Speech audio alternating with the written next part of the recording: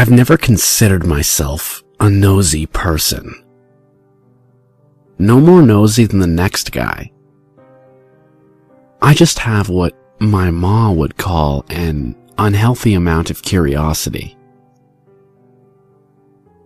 I was the kid who climbed to the top of the big oak in the backyard just to see what was in the crow's nest. I was the kid who dug a hole in the backyard so deep that I hit groundwater because I was convinced there was a cave under our house, and I wanted to see it. To see. My folks aren't dirt poor, but they're pretty close. They're part of that missing middle of America. The people who work 40 hours a week until they die with no savings to speak of. I got my first job at a horse stable when I was 14. It didn't last very long. I knew I needed to get a job because I knew we needed the money. So I bounced around for the next few years, washing dishes, waiting tables, until I graduated high school. Pop was really tough on me about college. He never went. Nobody in his family had. So there were a few fights about where I would go after school. It was a huge shock to me when, just after graduation, he drove me down to the uni. He'd been classmates with the dean, and they'd come up with an arrangement where I'd get a full scholarship, provided I made good grades and worked for the university. I never felt like a scholar. In high school, I kept my head down and did just enough to get by, pulling off B's and a few C's. I wasn't interested in learning, because learning wasn't interesting. Uni was different. I took mainly core classes, math, English, history, science, but they were fascinating. For one thing, nobody cared if I showed up or not. It was entirely up to me to succeed. So, I did. In exchange for my education, I worked security and did some light maintenance duties. Maintenance was a no-brainer. I've always been handy, and most of the fix-it jobs were the type that could be solved with a liberal application of WD-40 or elbow grease, or both. Security was a different story. Security gave me superpowers. The job itself was pretty easy. I got a uniform, a badge, a flashlight, and Ma gave me some keychain mace for my birthday. No, I didn't get a gun. They weren't allowed on campus anyway. I worked mostly nights and weekends, and doubles during long holiday breaks. I was to walk around the full campus twice in a night, checking the labs, computer center, and library. The rest of my time was pretty much my own. There were two other guards, Jake and Al, but they worked different shifts from me. We had overlap nights on Wednesday nights where we'd get together for about an hour to discuss any major events or changes. There might have been some beer at those meetings, but I'm underage, and you can't prove anything. Jake worked mostly day shift, and Al worked swings and some overnights during the week. Jake was a younger guy, training to be on the local police force, so he took his job pretty seriously. On the other hand, I'm pretty sure Al mostly slept during his shifts. Al was 2 years older than dirt, so he deserved his rest. Remember that bit about superpowers? My first night on the job, Al gave me a huge keychain with about 1,000 keys on it. It weighed nearly 5 pounds and was secured to my belt with a heavy-duty metal chain. "Don't lose that keychain, kid," Al said. "You got the keys to the kingdom right there. Any door that don't open, you don't want to go in it." My work hobby, the thing that kept me awake on those long cold winter break nights, was exploring. I made it a point, every night, to open some door that I'd never opened before. I started in the new section, where the library and computer center were, opening each room, each closet, and making a map in my head of where everything was. Some nights I might explore 2 or 3 rooms. Some nights I might not have time for anything more than an odd, out-of-the-way broom closet.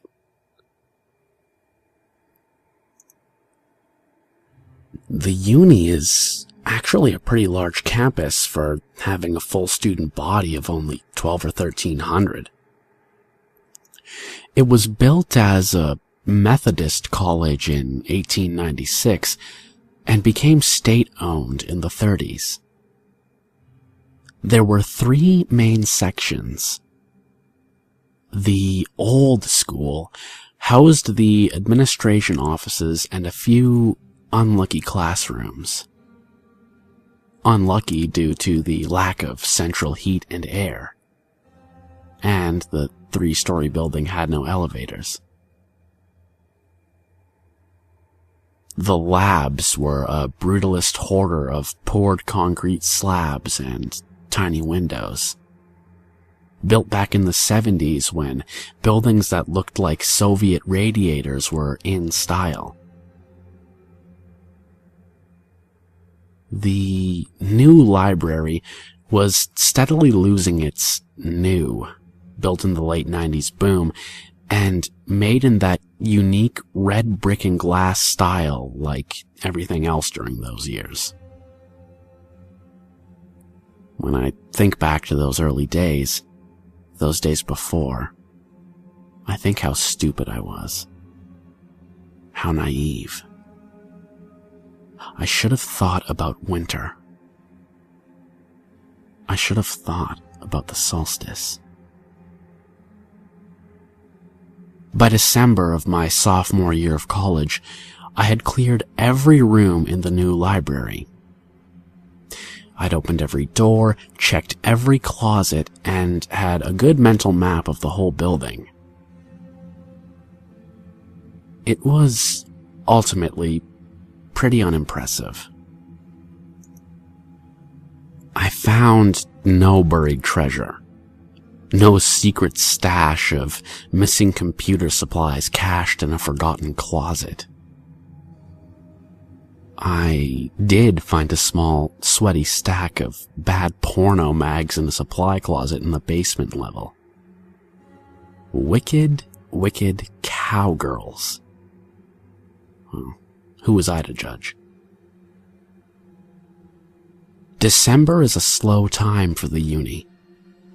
After the mad rush of finals, the campus was suddenly deserted, the remaining few staff seemingly lost. The building stood silent and dark in the thin winter breezes. We had a steady series of snowstorms, but none bad enough to close the campus.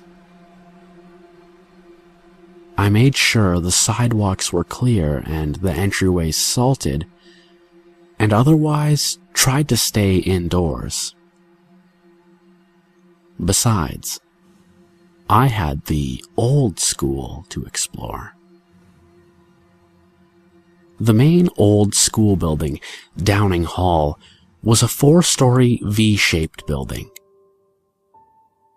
It had no elevators, tiny stairwells, and was only exempted from ADA compliance due to its historical importance.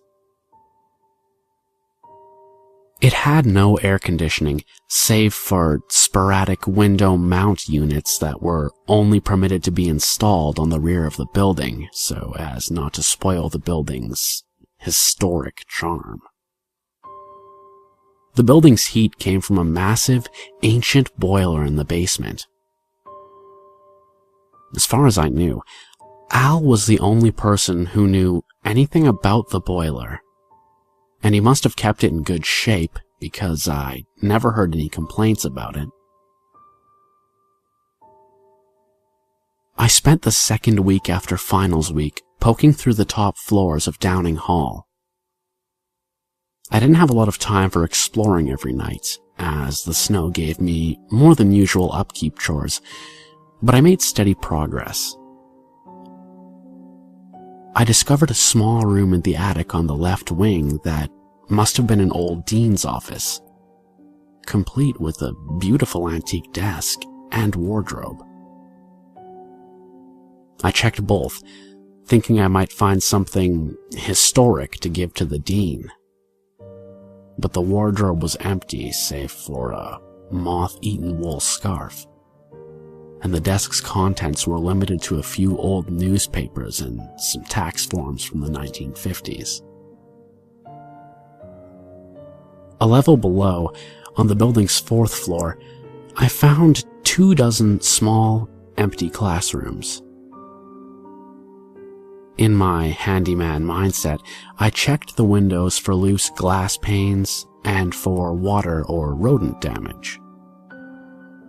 I fully expected to see rat droppings or at least some insect damage, but I found none.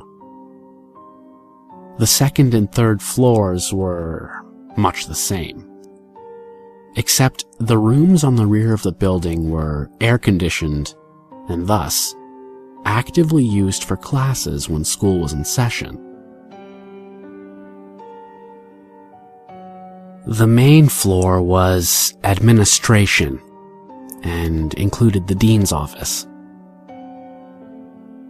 I thought it wise not to snoop around in my boss's office or in payroll, so I skipped a lot of these rooms. I made my way to the stairwell to the basement, used my superhero keychain, opened the heavy door, and went down. The basement of Downing Hall was different from that of the new library. For one thing, it was a lot more cramped. The hallway was narrow and the ceiling was low, with doorways leading off at regular intervals. I checked every room, flipping the old 2-button switches to on, using my flashlight on the dark corners.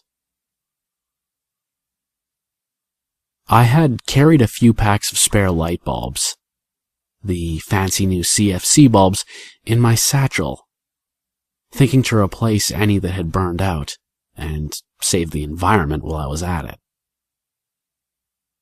The little rooms contained mostly junk. Spare desks, filing cabinets full of 40 and 50-year-old papers, old holiday decorations, and so forth, lit by naked, hanging bulbs. I'm not an imaginative kind of guy. I guess I'm pretty smart. I made straight A's in my college courses. It never occurred to me to be scared. I didn't think I'm alone in a creepy old basement. This was my place, my job, my hobby. And it all seemed so normal. By the night of the 20th of December, I had made my way to the boiler room, The furnace was a massive monstrosity of iron and rivets, pipes and gauges. It was hellishly hot in that room, and equally loud. It was, however, neat and very clean. Al kept it that way because, he said, a clean boiler lets you get more shut-eye. The furnace had been converted from coal to gas at some point, but the soot had stained the walls of the room, and the old coal chute still opened in one of the corners. I had no intention of giving the boiler room more than a glance. I'd been there dozens of times, and there was nothing to see. Just a workbench and the furnace itself. When I noticed a small door to the back and left behind the furnace. Strange, I thought to myself. I'd never seen that door before. But then again, I had never stood in that particular spot beside the workbench, and I'd never really looked. The door was smaller than a normal door. Maybe 5 feet tall, painted in the same non-color drab gray-brown of the walls, and was made of metal, just like the other doors in the basement. I went over to the door and touched the handle. I think the body knows sometimes when things are wrong. Have you ever had that feeling like you're being watched? When you know you're totally alone and nobody can see you, but you feel eyes on you? Have you ever gone left instead of right because you got a feeling that you just shouldn't go to the right today? It didn't work that way for me. When I touched the doorknob, nothing felt any different. My head didn't hurt, my neck hairs didn't stand up, and I didn't hear an inner voice saying, "Don't do it." The doorknob turned, but the door wouldn't open. I looked more closely and saw a small keyhole. I checked my magic keychain and found 3 possible matches. Struck out on the first 2, and the third worked. Of course. Of course. The hinges squealed like they hadn't been used in a long time. Maybe decades. My handyman instincts noted it. WD-40, I mumbled. I hauled open the door and stepped through, into another small, cramped hallway. The light switch worked, and the single bulb blew out with a crack. Damn it! My hackles did raise then. I flicked on my flashlight and quickly swapped out the hallway bulb with a new one.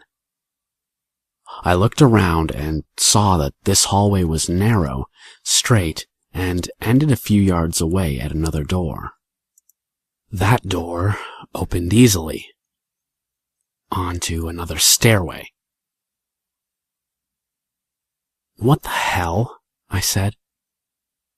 Nobody had ever mentioned a sub-basement in this building. The hairs on the back of my neck were still standing out. I shook it off as nerves from the blown bulb and walked towards the stairwell. It was a standard stairwell and looked pretty much the same as the others in the building. I walked to the bottom and met another door. I pushed through it to see another long, narrow hallway with doors leading off to either side at regular intervals. The first door, to my left, was unlocked and opened fairly easily onto a storage closet. There were stacks of late 60s-era books, a few desks, and a decaying mop in its bucket. The door across from it was unlocked, but didn't open so easily. I hauled the door open to find a larger room that looked to have been used as a classroom. There were desks, a blackboard, anatomical diagrams, and posters on the walls. Everything was covered in an inch of dust and appeared to have not been touched in a long time. Why would anyone put a classroom down here? I mumbled to myself. How would they even convince students to get down here in the first place? I remember thinking, at that point, that I must have somehow discovered a back way into the other wing of the V-shaped Downing Hall. Maybe this is where the old science classes were held, before the labs were built. I moved on to the next set of rooms. They were both classrooms, abandoned, dust-covered, and mostly empty. So were the next pair, and the next. I saw a total of 12 disused classrooms in that hallway, and a small break room, complete with a lonely coffee pot. I also found 2 small restrooms. I didn't spend much time checking them out, as the lights didn't work and I didn't really care to replace those bulbs. I found myself getting slightly nervous. I was in a strange section of the campus, and I was working alone that night.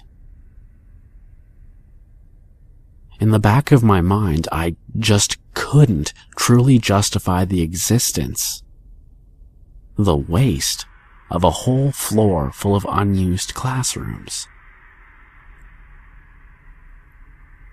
When I got to the end of the hallway, I met another steel door.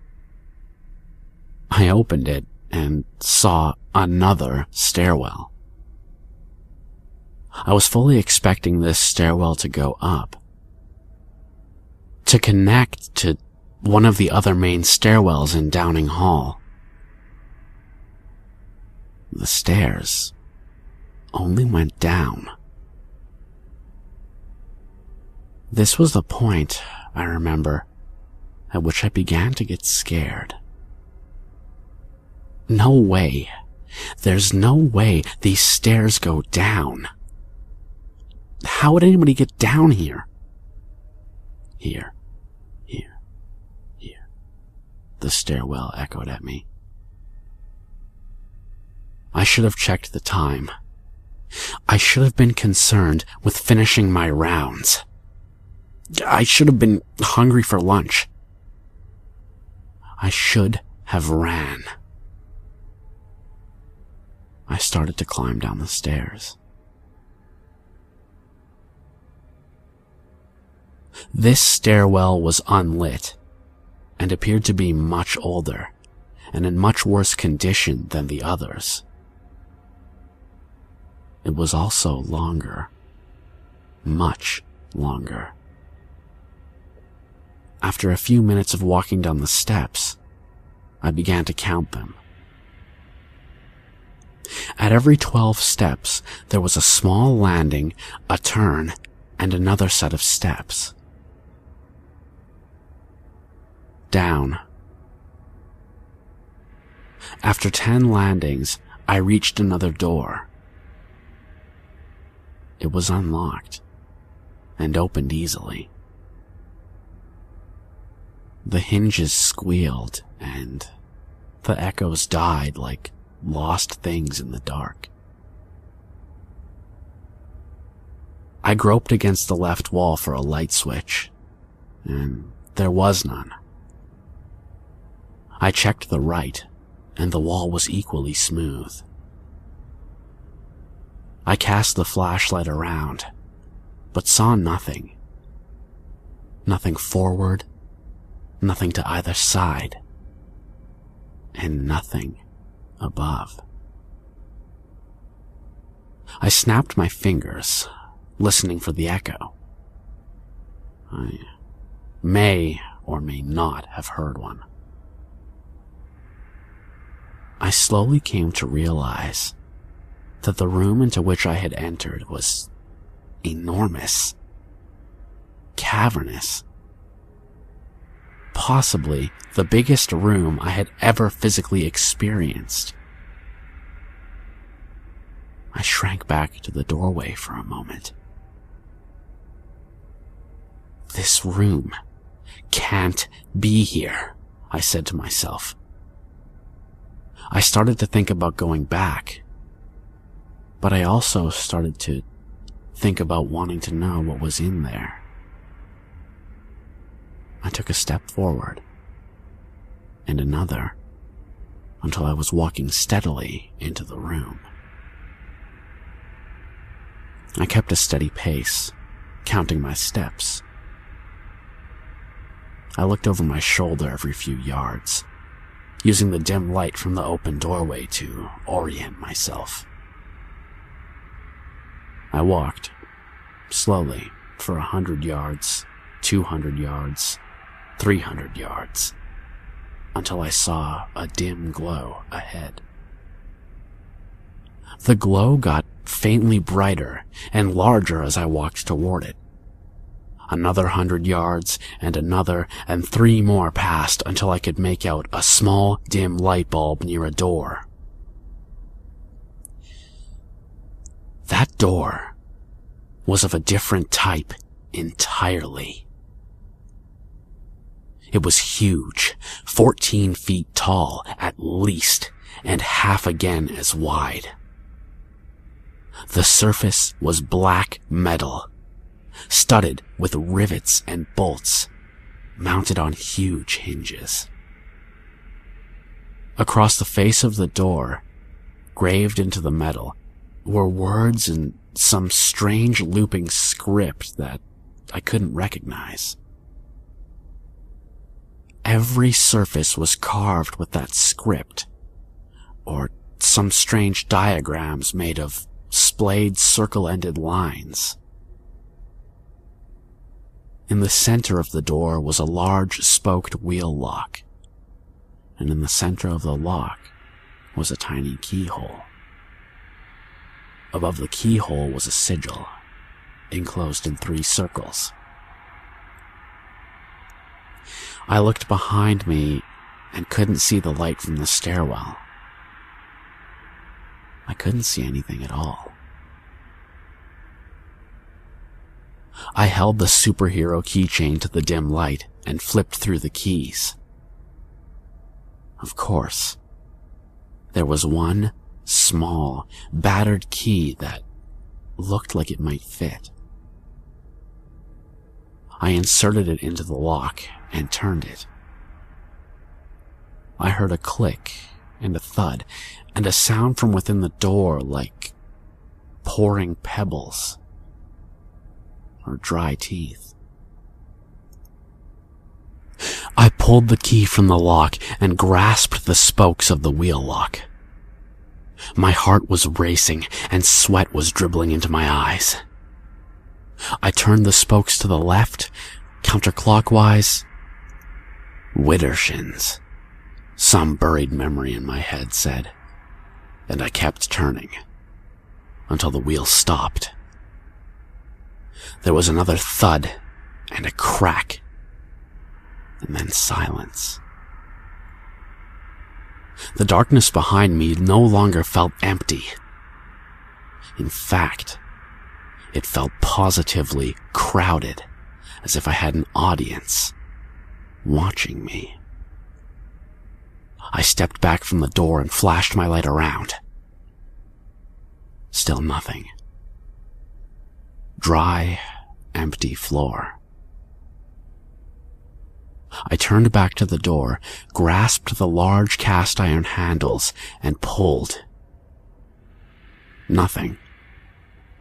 I tried harder, putting all of my weight into the pull, and at the last moment, at the end of my strength, I heard another crack, and the door groaned open on a draft of cool, stinking air. The smell was heavy, moist, and musky. I had a flash memory of my mother taking me to the zoo as a child, and the smell of the cat house with the lions. At the thought of the lions, I let go of the handles and stumbled back a bit. I carefully shone my light into the yawning black crevice of the open door. I saw a short hallway that opened into a small, cramped room. And I saw a filthy, rusted metal chair. I saw bones. Small bones. I saw, or heard, or smelled a form so black it seemed to suck in the light of my flashlight. I saw a black form rushing towards me, running towards me, filling the hallway, howling and laughing and speaking in a voice that sounded like mountains collapsing. I remember fangs and words that turned my bones to rusted glass. I remember feathers and a hand with too many fingers, jeweled with something unspeakable. And the smell, the stink of something long caged. I remember wings.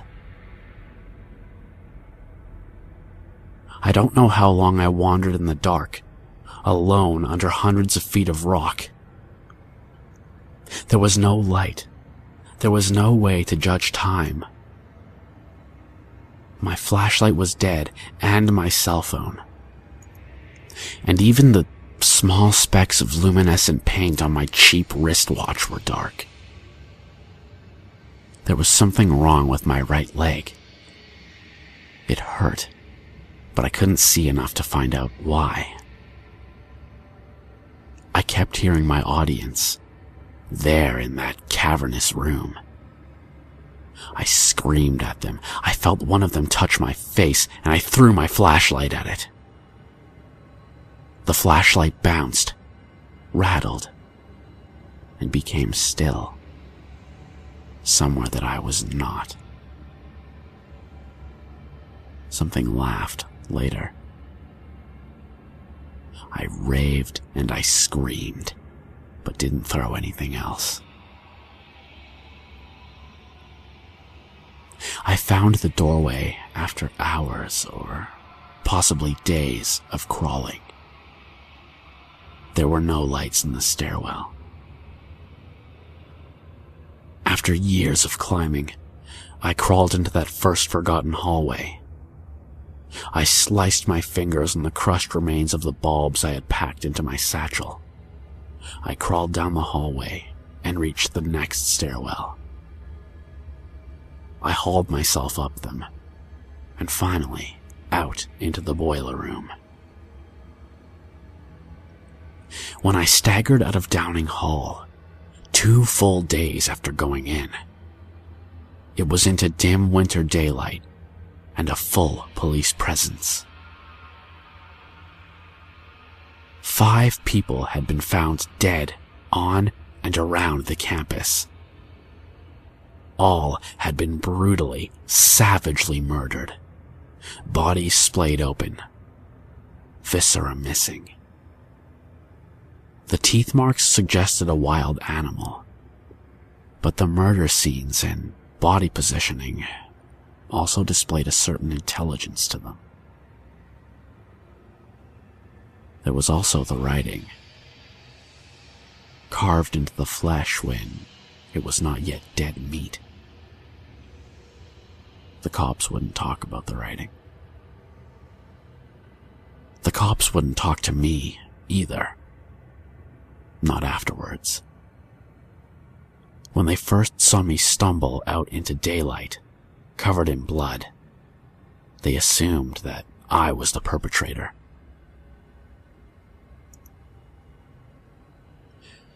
They quickly changed their assumptions when the medics pointed out the green stick fracture, the dehydration, the concussion, and the obvious shock.